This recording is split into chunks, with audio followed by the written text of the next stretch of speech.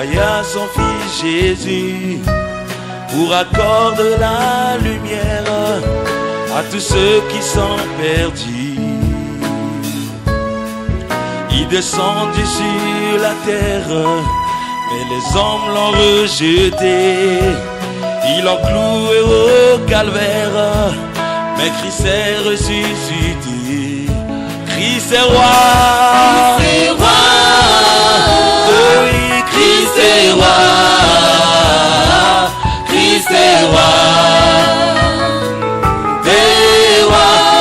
Christ est roi. Christ est roi. Oh oui, Christ est roi. Christ est roi. Des rois. Christ est roi. Christ est roi. Oh oui, Christ est roi. Oh, Christ est roi. Christ est roi. Christ est roi. Oh oui, Christ est roi.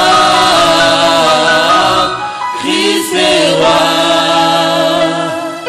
Des rois. Christ est roi. Acclamons le Seigneur, acclame Jésus, acclame notre Seigneur encore.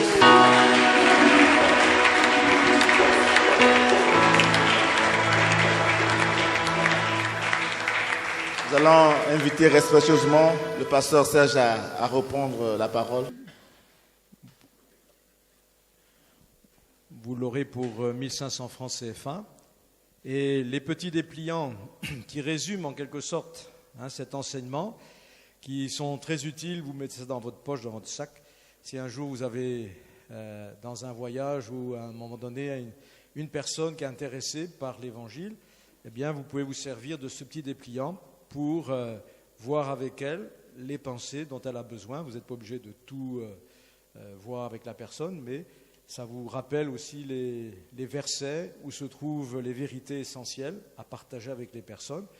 Et vous pouvez même lui donner après, puisque si vous le désirez, vous pouvez mettre aussi l'adresse de l'église en dessous, là. Il y a une petite case pour un petit tampon avec l'adresse et les heures des réunions éventuellement.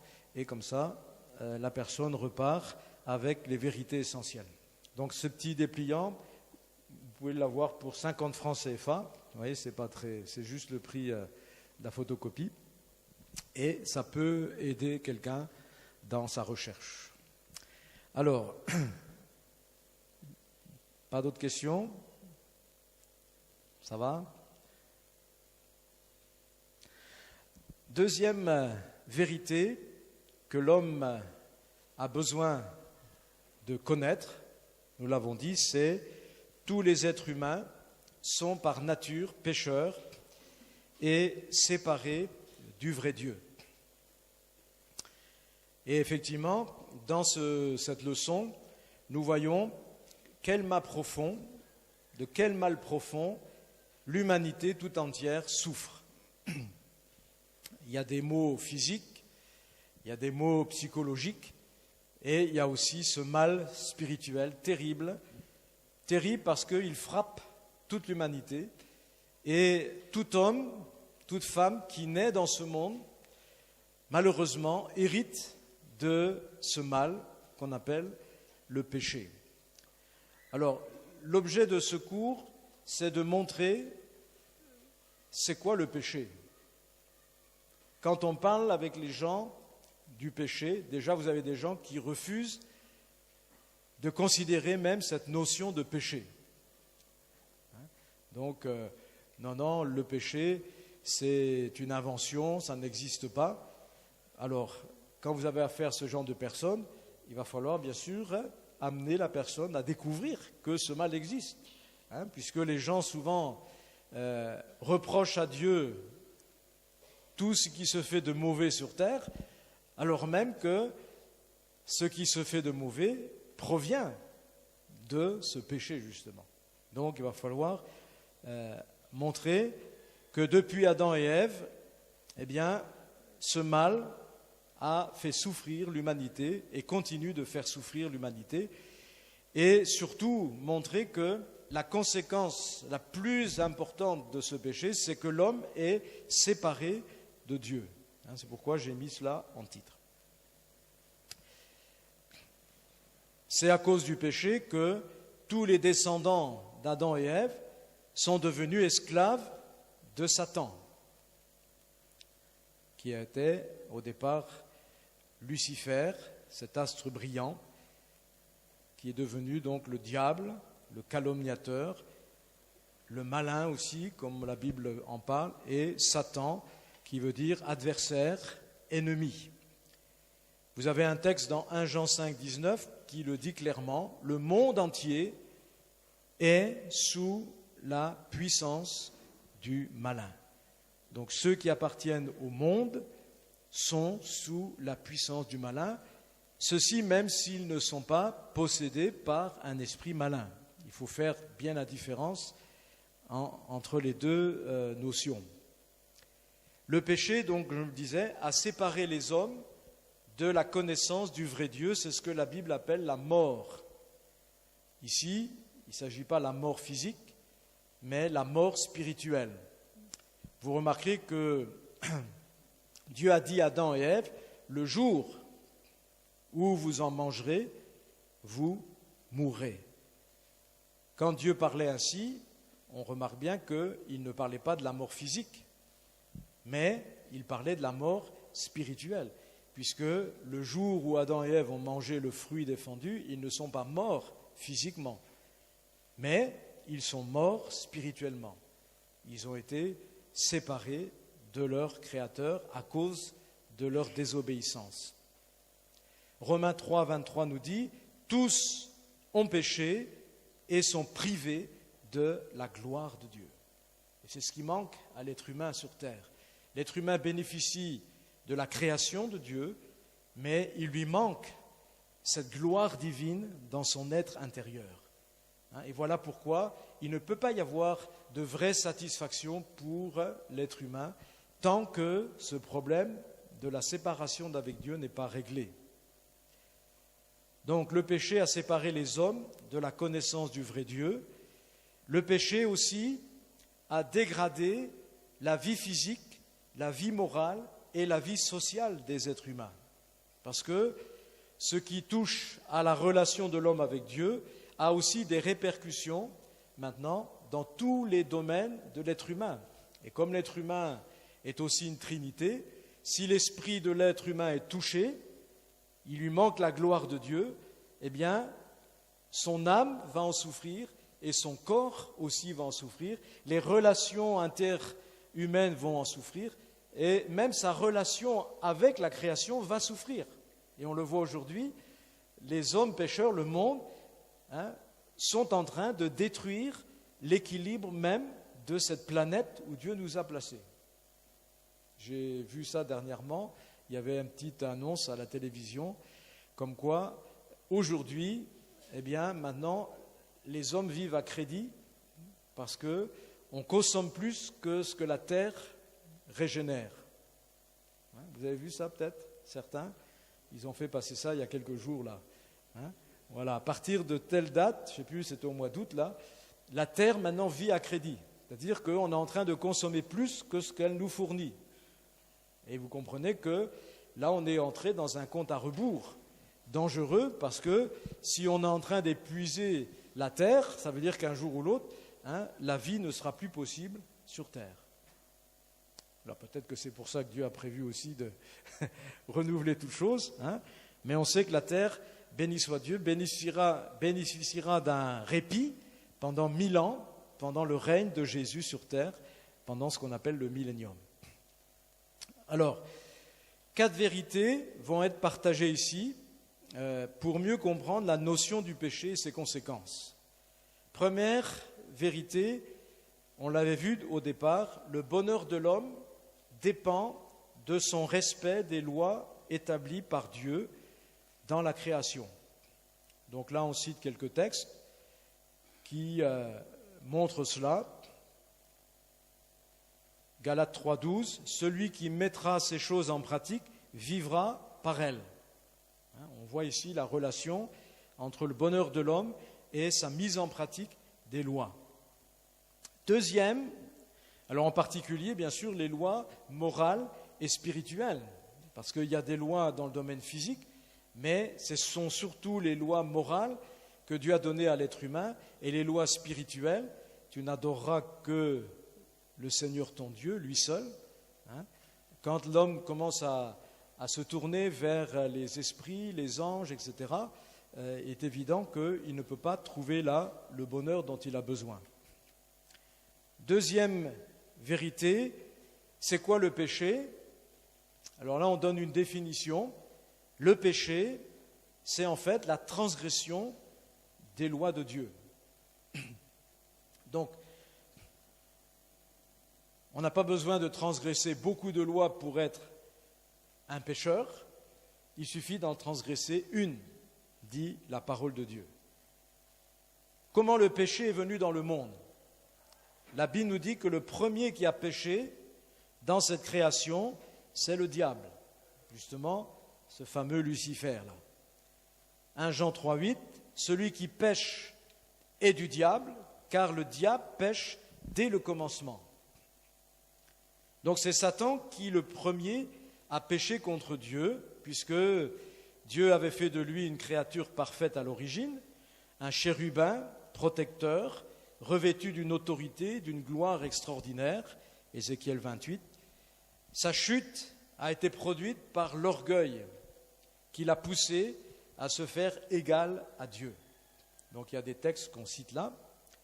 Et à partir de ce moment-là, le diable est devenu, comme la Bible l'appelle, le prince de la puissance de l'air, l'esprit qui agit dans les fils de la rébellion, Éphésiens 2, verset 2, dont Paul dira que nous en faisions aussi tous partie. Hein, aujourd'hui, si nous sommes enfants de Dieu, c'est parce que Dieu nous a fait grâce, mais avant, on faisait aussi partie des fils de la rébellion, même si on est né dans une famille chrétienne, mais tant qu'on n'a pas expérimenté la nouvelle naissance, on faisait partie, nous aussi, des enfants de la rébellion. Et on sait que ce diable, cet ange protecteur, ce chérubin, en péchant, il a aussi séduit, entraîné une partie des anges de la création céleste, qui sont devenus donc les démons, les esprits mauvais. Il est aussi le serpent ancien qui est venu tenter Ève par ruse dans le jardin d'Éden. Donc le premier qui a péché, c'est le diable. Et ensuite, deuxième élément, le péché est entré dans l'humanité. Comment? Eh bien, par Adam et Ève, qui étaient nos parents à tous. Hein. Et ça, on le fixe avec 1 Timothée 2,14, qui dit ceci: ce n'est pas Adam qui a été séduit, c'est la femme qui, séduite, s'est rendue coupable de transgression. Ça, c'est le premier élément.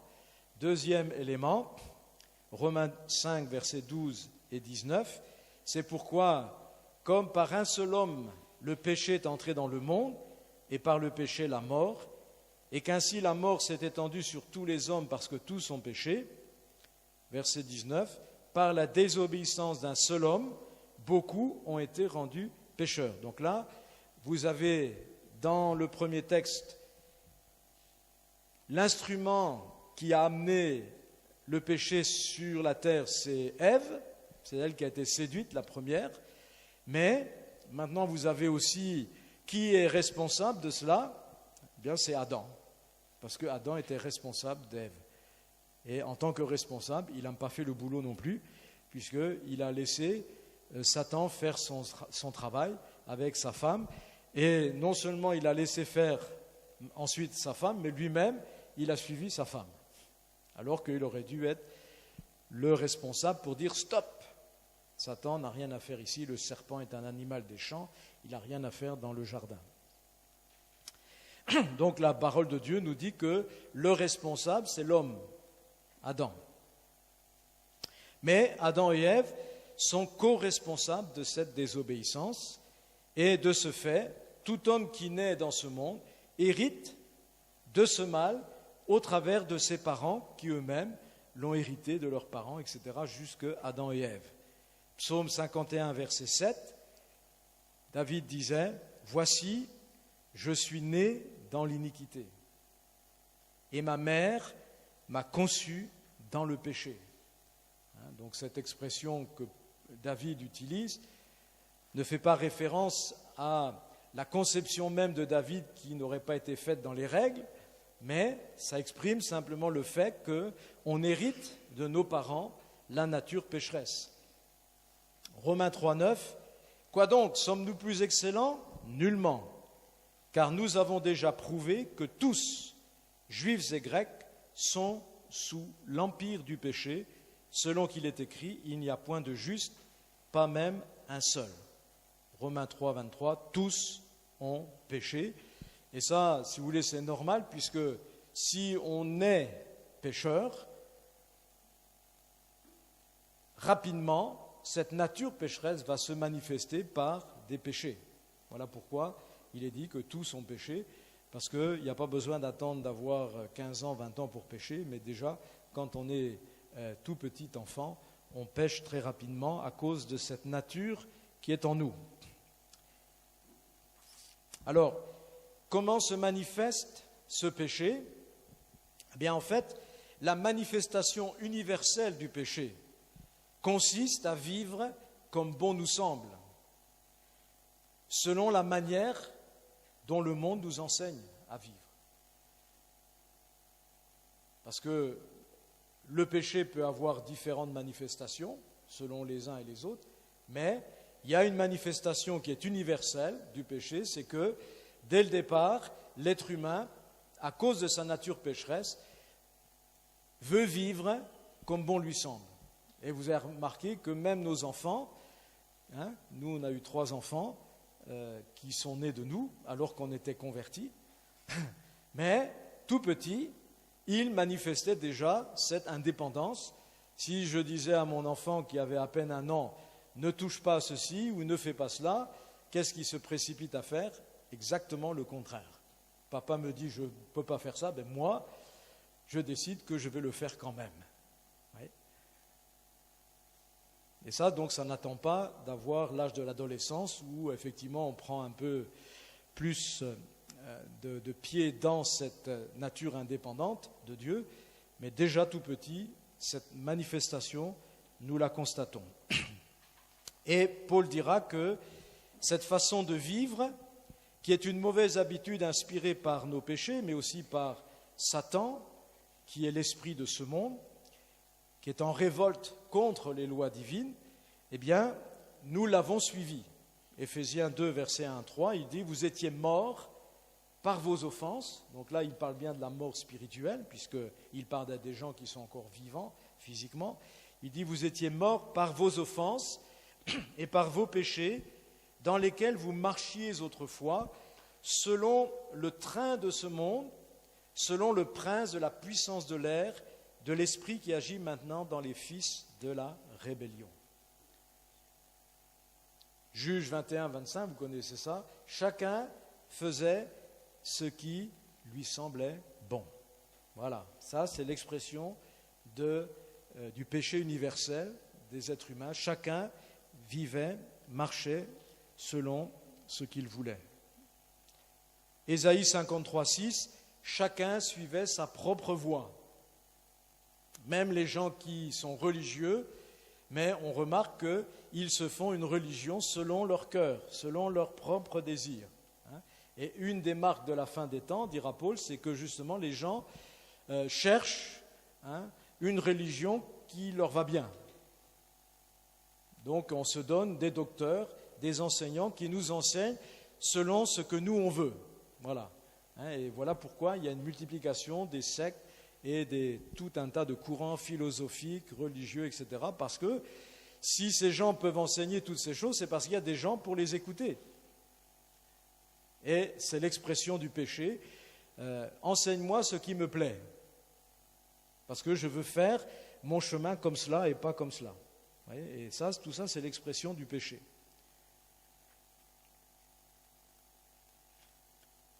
Ensuite, les diverses manières de pécher. Alors là, quand on rentre dans ce domaine, c'est là qu'on peut amener une personne qui peut-être se disait « moi je ne suis pas si pécheur que ça », à réaliser la profondeur de sa nature pécheresse.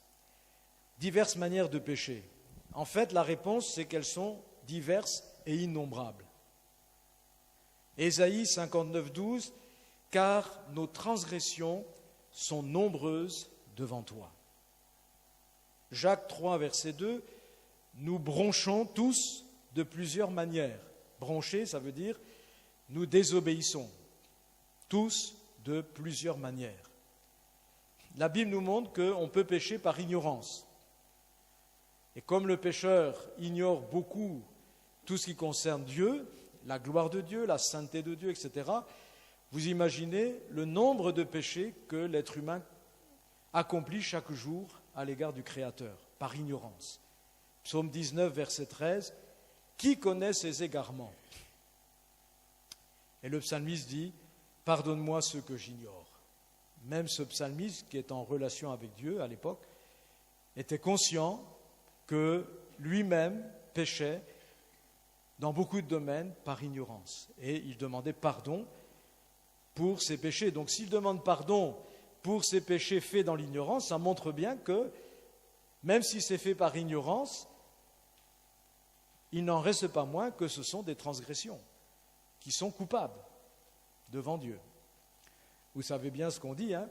Si un policier vous siffle dans la rue parce qu'il a vu que vous aviez enfreint une règle du code de la route, hein, et qu'il vous arrête, il dit « Vous savez pourquoi je vous arrête ?»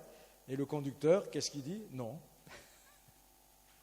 Il dit « Ben voilà, parce que vous avez grillé ici le stop, le feu rouge, vous avez pris une route à sens unique, à contresens. » « Ah bon? Je ne savais pas. » Mais le fait que vous dites « je ne sais pas », est-ce que ça enlève la transgression que vous venez de faire? Non. Hein? Un jour, ça m'est arrivé dans une ville que je ne connaissais pas et je me suis engagé, et c'est là où il faut faire attention au GPS, hein, qui me disait « tourne à droite ». Et je m'engage à droite, et là, il y avait un sens interdit. Mais trop tard, j'étais déjà engagé dans la rue en contresens. Hein. Voilà. Et là, si vous avez un policier qui est juste là, il vous arrête, il dit « mais vous avez… » Et vous ne pouvez pas dire « je ne savais pas ». Vous pouvez expliquer « je ne suis pas du coin », etc. Ben oui, mais vous êtes quand même en infraction. Ce que nous considérons même parfois comme une bonne action, en fait, se révèle souvent comme étant quelque chose de souillé aux yeux de Dieu. Ésaïe 64, verset 5, « Nous sommes tous comme des impurs, et toute notre justice est comme un vêtement souillé. » Et les commentateurs juifs disent que ce vêtement souillé ici parle du vêtement de la femme dans sa menstruation. Pour vous montrer jusqu'où vont les rabbins juifs. Romains 10, versets 2 et 3, quand Paul parle de ses compatriotes, il dit « Je leur rends le témoignage qu'ils ont du zèle pour Dieu, mais sans intelligence, c'est-à-dire sans connaissance, ne connaissant pas la justice de Dieu et cherchant à établir leur propre justice, ils ne se sont pas soumis à la justice de Dieu. » Et ça, dans les religions, cette manifestation du péché, elle est très fréquente. Comme on ignore les voies que Dieu a tracées pour lui être agréable, on établit une autre voie qui est notre propre justice, et on pense que Dieu est avec nous, que ce qu'on fait est agréable à Dieu, mais en fait, comme Paul l'a un jour découvert, on découvre que tout ce qu'on était en train de faire ne servait pas le Seigneur, au contraire, était en train de le persécuter. C'est ce que Paul a découvert. Pourquoi me persécutes-tu ? Dira Jésus à Paul qui demandait « Mais qui es-tu, Seigneur ? Et pourquoi j'en suis là ?» Et d'un seul coup, ses yeux s'ouvrent et il découvre que tout ce qu'il était en train de faire, dans sa propre justice, croyant être quelqu'un de religieux et même d'extrêmement zélé, en fait, n'était que du fanatisme ignorant. Et qu'il était en fait un blasphémateur. Ensuite, on peut aussi pécher consciemment. C'est-à-dire là, tout à l'heure je parlais de mon enfant, je dis ne touche pas. Quand l'enfant touche, il pêche consciemment, parce qu'il sait qu'il ne doit pas toucher à ça, mais il le fait quand même. Même placé devant les lois et les vérités que lui dicte sa conscience, que lui dicte aussi le témoignage même de la création, et enfin la parole de Dieu, pour ceux qui y ont accès, l'homme transgresse volontairement ces lois parce qu'il préfère suivre les penchants de son cœur. Et l'enfant tout petit, lui, il veut explorer, il veut savoir. Donc même si papa ou maman lui disent « Ne mets pas ça à la bouche, ne touche pas », lui, il veut, c'est comme à Ève, ne touche pas aux fruits des... Ah oui, mais la connaissance, moi je veux quand même connaître. Et on transgresse parce qu'on suit le penchant de notre cœur transgressif. Donc, consciemment, l'être humain transgresse des lois que sa conscience connaît. Et cela, quel que soit le niveau de connaissance que l'on a des lois de Dieu. La Bible dit que déjà dans la conscience, Dieu a mis des lois. Il a mis la pensée, par exemple, de l'éternité, nous dit la Bible, dans tout le cœur des hommes. Donc quand l'homme transgresse cette pensée d'éternité en disant « mais il n'y a pas de Dieu, mangeons, buvons, demain on mourra », déjà, ça c'est un péché que la personne fait contre la loi même qui est inscrite dans son cœur, qui lui dit « attention, prépare-toi parce qu'il y a une éternité ». Il faut y préparer, mais le pécheur préfère évacuer cette pensée dans son cœur.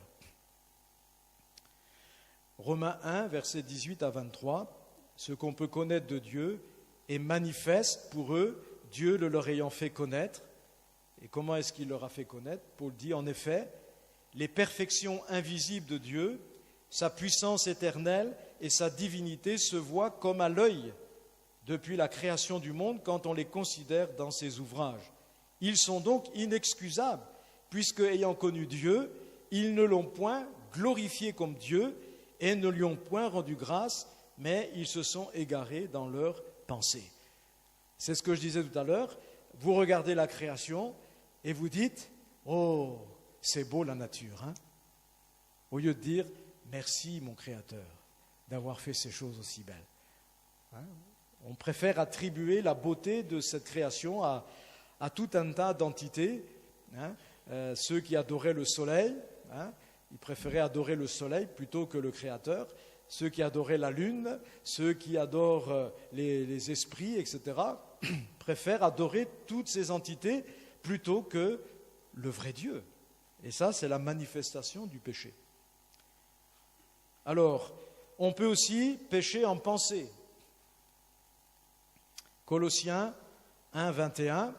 « Vous étiez autrefois étrangers et ennemis par vos pensées. » Déjà dans la pensée, l'homme est un transgresseur, puisque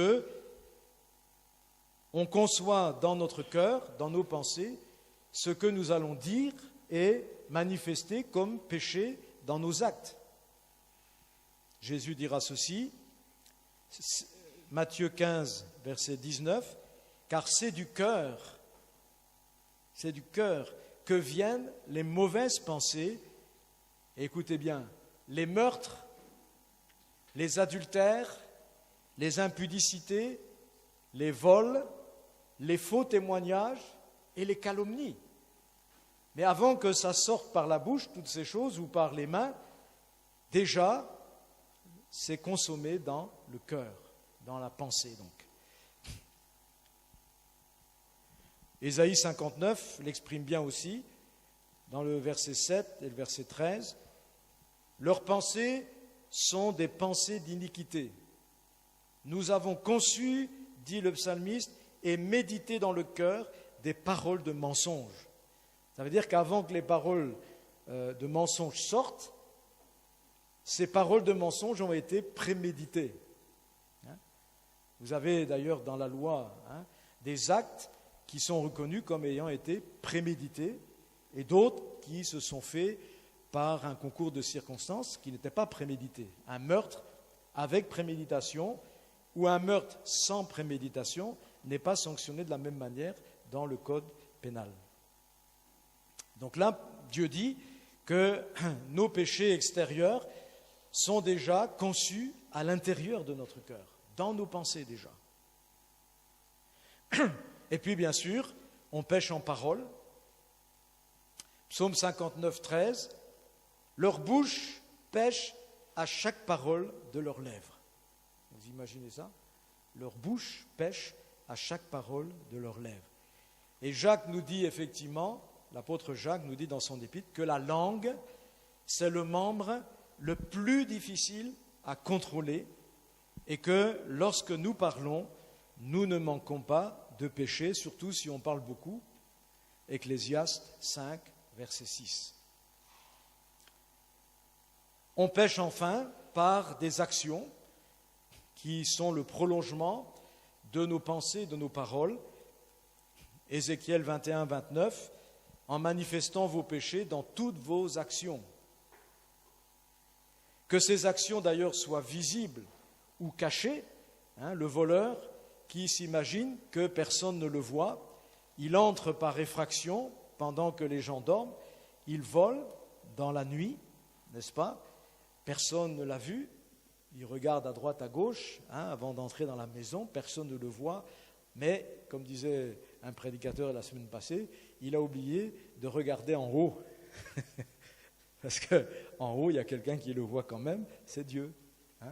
Mais il pense que voilà, son forfait étant fait, il n'a pas été vu ni pris, c'est gagné. Eh bien non, parce que la Bible dit, Dieu jugera, Romains 2, verset 16, Dieu jugera par Jésus-Christ les actions secrètes des hommes.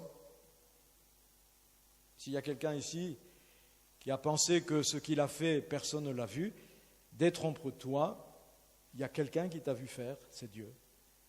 Et si tu ne te repens pas que tu as commis en secret, un jour, Dieu va te redemander compte de cela à sa lumière à lui, qui connaît toutes choses.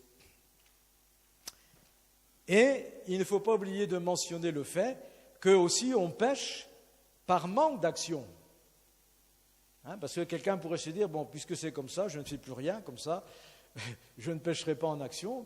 Mais la Bible dit que si tu sais ce que tu dois faire, et que tu sais le faire, et que tu ne le fais pas, tu commets un péché. D'ailleurs, la loi n'a-t-elle pas prévu cette disposition de condamner quelqu'un qui aurait pu éviter à une autre personne de mourir? Voilà, on appelle ça non-assistance à personne en danger. Vous voyez ? Tout ça, c'est tiré des lois divines. Il ne faut pas imaginer que l'homme a inventé quelque chose. On tire toutes ces lois des lois divines. Donc, manque d'action, Jacques chapitre 4, verset 17, celui donc qui sait faire ce qui est bien et qui ne le fait pas, commet un péché. Donc, par manque d'action aussi, on pêche. Donc, vous voyez, les diverses manières de pécher, il n'y a personne qui peut dire « moi, je n'ai jamais péché ». C'est comme cela qu'un frère, un jour, a réussi à me convaincre intellectuellement que j'étais un pécheur. Sinon, au départ, quand il me parlait de cela, il me disait « moi, je n'ai rien à me reprocher ». Mais face à toutes ces lois, celui qui refuse de reconnaître son péché, à un moment donné ou à un autre, il va être obligé ou alors il est plus honnête avec sa propre conscience, il est obligé de dire « oui, j'ai péché, je suis un pécheur ». Et ça, c'est le commencement déjà. Quand quelqu'un avoue qu'il est un pécheur, déjà, il y a un travail qui s'est fait. Donc, ça sont des choses, des enseignements que vous devez utiliser justement pour amener le pécheur à prendre conscience de sa nature pécheresse. Paul dit que la loi de Dieu, elle n'est pas pour ceux qui sont sauvés, mais les lois de Dieu sont pour les méchants, pour ceux qui sont dans le péché, pour que justement cette loi les amène à prendre conscience qu'ils sont des pécheurs. Oui. Donc il ne faut pas hésiter avec les pécheurs de parler des lois divines qu'ils ont transgressées pour amener le Saint-Esprit à les convaincre de péché, en particulier les péchés qui concernent Dieu et la relation avec Dieu qu'on devrait avoir. Alors, troisième point donc de cette leçon, on voit la culpabilité du pécheur et les conséquences du péché.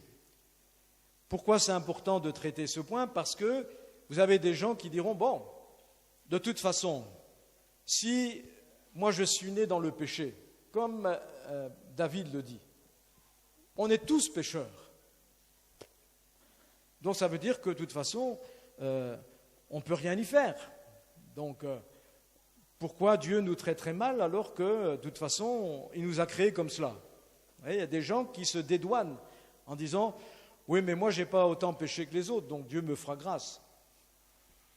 Dans les religions, vous avez remarqué, on a même introduit des péchés véniels et des péchés mortels. Comme s'il y avait des péchés qui sont moins dangereux que les autres. Mais la Bible nous dit, quand tu transgresses un seul commandement de Dieu, tu es aussi coupable que si tu avais transgressé tous les commandements de Dieu.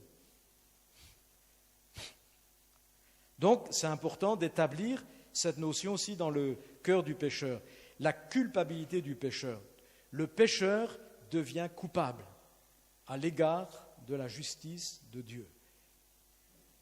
Chaque être humain est déclaré coupable devant la justice de Dieu. Et il faut savoir que Dieu est omniscient. Ça veut dire qu'il n'y a rien qui lui échappe. Ce qui se passe dans la justice humaine souvent, c'est qu'il y a des preuves, il y a des aspects qui ne sont pas vus par la justice, qui échappent à la justice. Il y a même parfois des hommes politiques, pour échapper à la justice, ils ont fait éliminer les preuves que la justice avait ramassées. Et du coup, le procès est tombé, puisqu'il n'y avait plus de preuves. Mais avec Dieu, c'est impossible. Toutes les preuves sont là, inscrites dans ces livres. Et la Bible nous dit qu'au jour du jugement de Dieu, ces livres seront ouverts.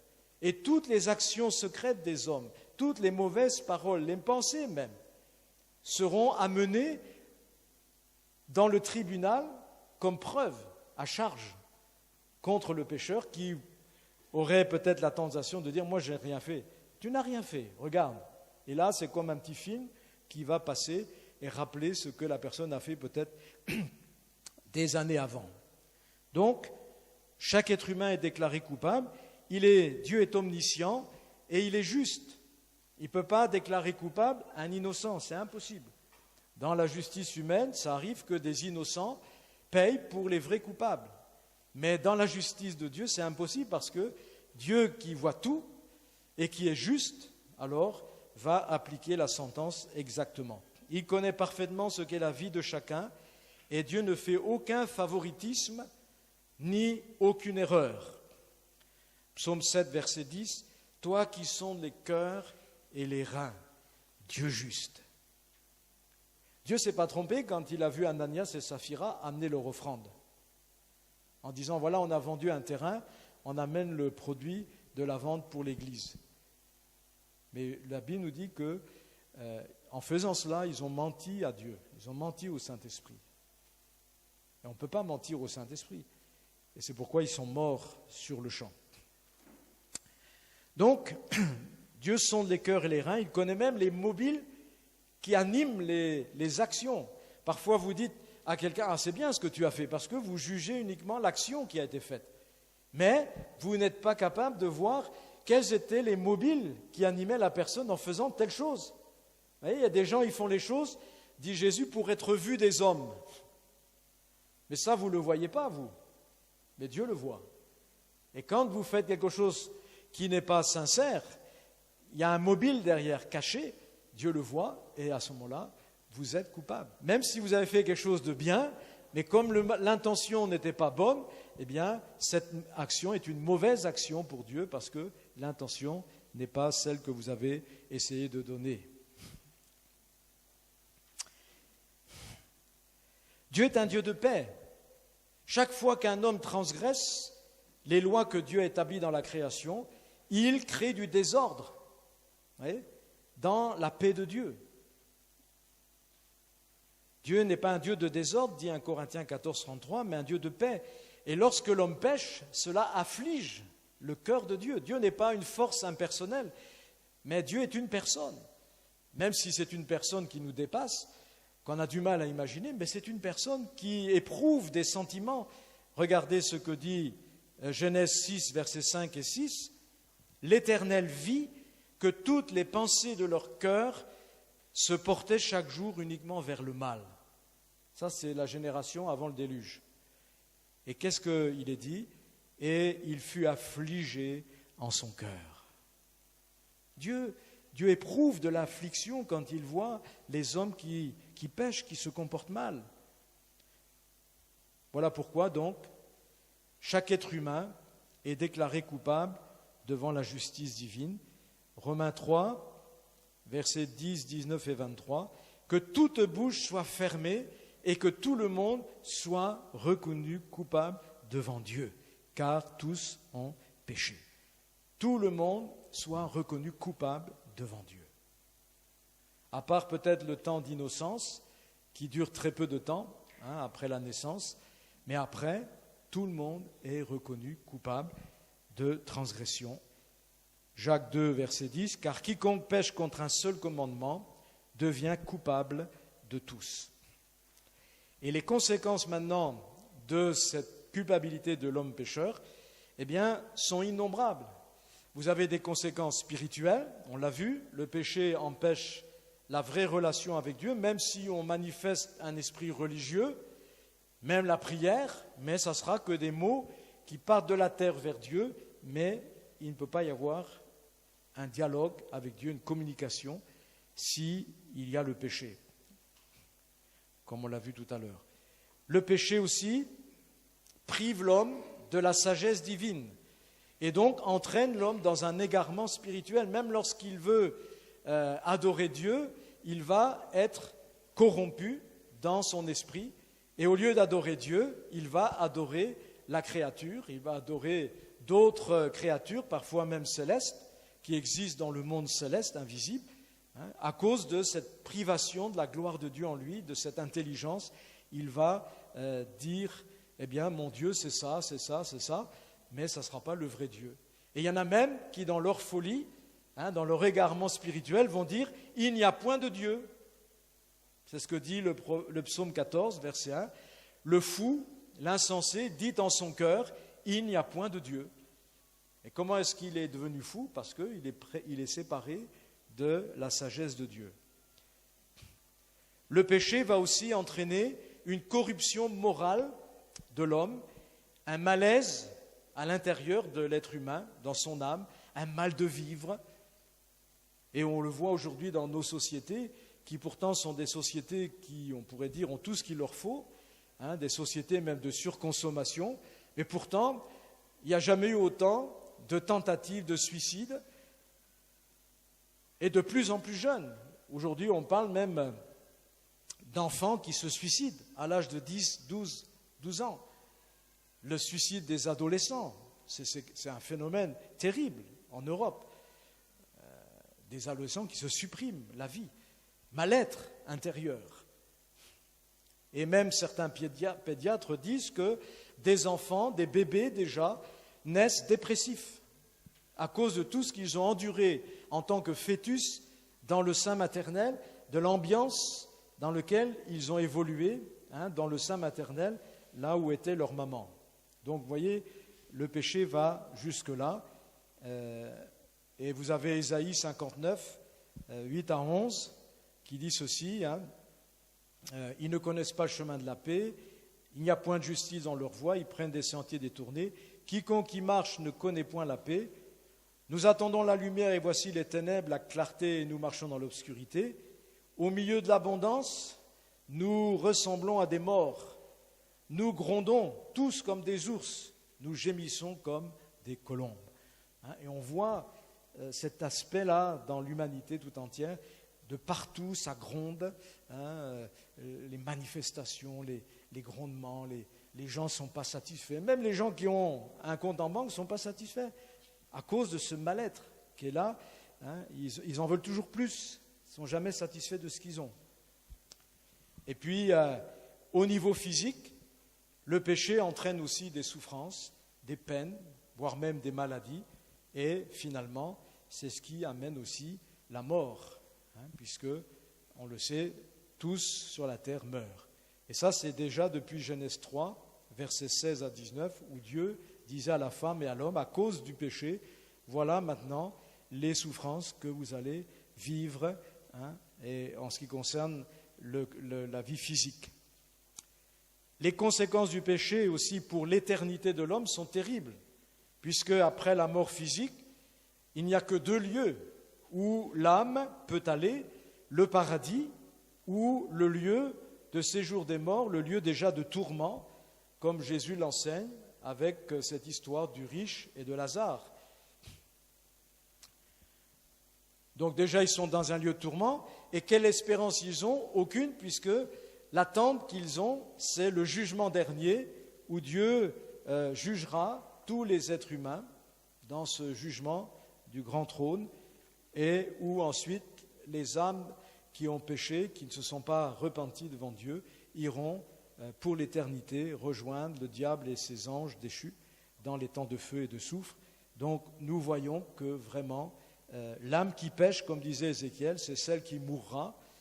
On voit ici toute la conséquence. Les peines éternelles sont une réalité qui sont souvent niées dans les religions même dites chrétiennes.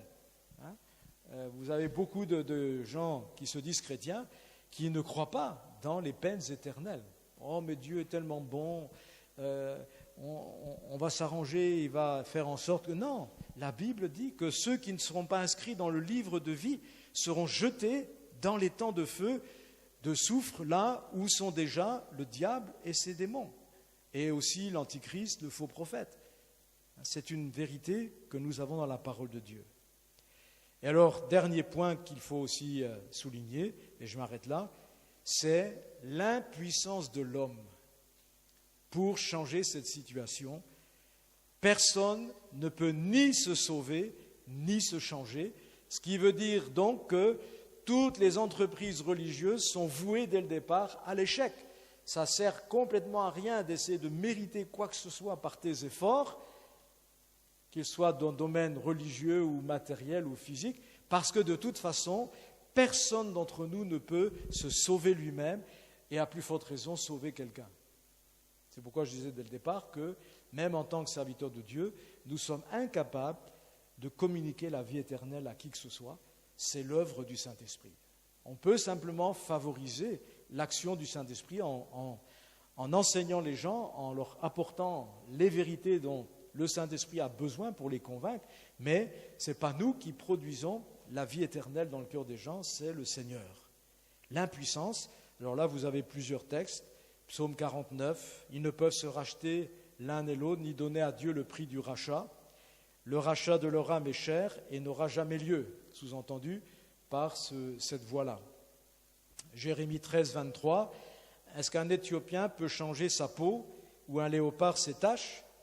De même, pourriez-vous faire le bien, vous qui êtes accoutumés à faire le mal? La réponse, bien sûr, c'est non. Romains 5, verset 6, Paul dit, lorsque nous étions encore sans force, et l'homme sans Christ, face à son péché, il est sans force. Ça peut être un homme costaud, intellectuellement, psychologiquement, physiquement, il peut être costaud, mais face au péché, il est sans force. Paul dit dans Romains 7, versets 18 à 21, pour expliquer cette nature, il dit « J'ai peut-être la volonté, mais je n'ai pas le pouvoir de faire le bien. » Et il dit aussi dans Éphésiens 2, 9, « Ce n'est point par les œuvres, afin que personne ne se glorifie. » Il n'y a personne qui pourra se glorifier, de dire « Moi, j'ai réussi à devenir un saint. » Non. On peut donner le change, peut-être aux hommes, mais au fond, si Dieu ne change pas notre nature, on reste toujours le même. Et c'est ce que Paul va exprimer à la fin de cet enseignement qu'il donne dans Romains 7, au verset 24. La personne a évolué, elle réalise que quoi qu'elle fasse, elle retombe toujours dans ce pouvoir du péché. Alors il dit, « Misérable que je suis, qui me délivrera ?» Et voyez-vous, quand une personne en arrive à cette question, à cette conviction d'abord, je suis un misérable, un pécheur invétéré, on ne peut pas me corriger, on ne peut pas me changer, c'est impossible. Alors, qui va me délivrer? maintenant là, la personne est sur la voie du salut parce qu'il y a cette conviction de péché, où elle réalise qu'elle est misérable. Et je dirais ce matin à quelqu'un ici que si tu penses qu'il y a encore quelque chose de bon dans le cœur de l'être humain, tu fais fausse route. Et quand Dieu veut sauver une personne, d'abord, elle va l'amener à la conviction qu'elle est misérable. Quoi qu'elle ait fait avant, qu'elle est misérable. Et qu'à cause de cela, elle a besoin d'un sauveur. Et c'est à ce moment-là qu'on pourra lui partager les éléments de la 3e leçon qu'on verra demain, à savoir que le sauveur, il n'y en a pas 36, il n'y en a qu'un seul, c'est Jésus-Christ. Et demain, on verra pourquoi c'est Jésus et pas Mahomet, et pas Bouddha, et pas un autre, parce qu'il y a des raisons, bien sûr, très objectives à cette vérité.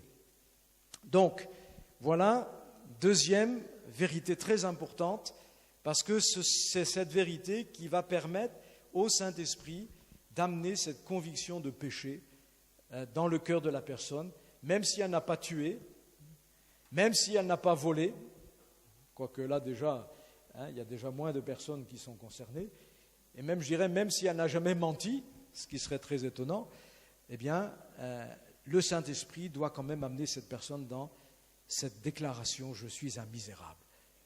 Et ça peut vous aider en tant que serviteur de Dieu quand vous avez affaire à des personnes qui veulent être baptisées pour essayer de voir est-ce qu'elles sont passées vraiment par cette repentance, cette conviction de péché.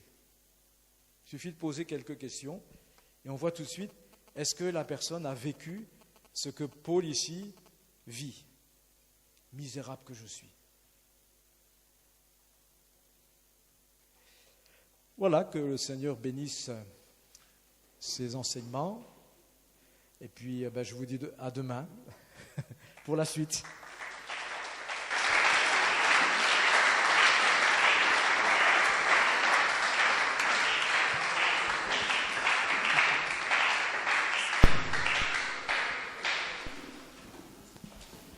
Est-ce qu'une voix peut s'élever pendant que les chantres s'apprêtent à nous conduire? Si quelqu'un peut élever la voix pour remercier Dieu pour ses enseignements que nous